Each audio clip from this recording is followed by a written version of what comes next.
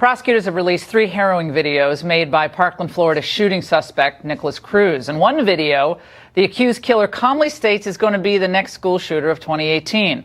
Prosecutors shouldn't have much difficulty making their case against him, and these videos don't really provide any new information or answers. But do they raise some big questions? Why release them? Well, media wanted them. Media were making all sorts of Freedom of Information Act requests. And let's get some answer from retired LAPD detective Mark Furman and Andrew Pollack, whose 18-year-old daughter, Meadow, was killed in the Stone Douglas High School shooting in February. And Andrew, you were on radio today, and it was so moving. You've done so much already to bring sanity to this conversation about school safety and so forth. And, you know, our viewers just, our heart goes out to you, and thank you for being with us tonight. You had very poignant and pointed words, Andrew, about this video, these videos being released. Laura, I really couldn't. I didn't watch it. I read the transcripts.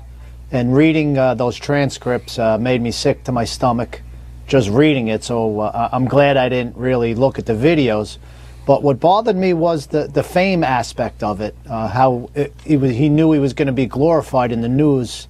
And I think that it's a big problem in this country with the media using their names and showing their pictures throughout on the media throughout the country. So I think that we could learn a lot from this in this country and not really show their names or their faces in the media. I think it would make a difference. That's what they want, and you're right. He referenced that. You're going to know who I am. Mark Furman, premeditated murder in Florida. This really kind of explodes that. Like, there's no way. I think they couldn't charge him now with premeditated murder, and that would mean possibility of the death penalty. But you're very against the release of these videos, and tell us why.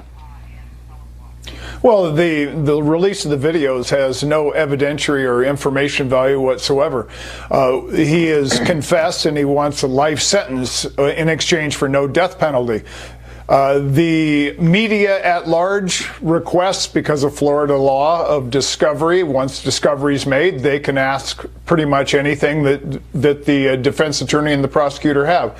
So they do that, but they obviously show no responsibility by releasing this, because this information now in front of every juror in the country, not just Florida, is seeing something that makes a death penalty case very difficult for the prosecutors, because now when you go into that courtroom, the jurors have all seen this. Not only does he show premeditation, but he really kind of argues against a mental defect. He seems completely in control of his planning, completely in control of the motive, and this is his manifesto. Yeah.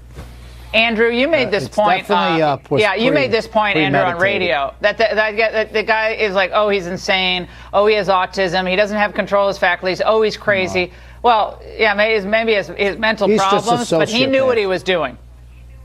And Lord, it even gets worse. There's other videos. My daughter happened to get murdered in the hallway. So that's going to be the next videos the media is going to be looking at, and they're going to look to put that in the media also.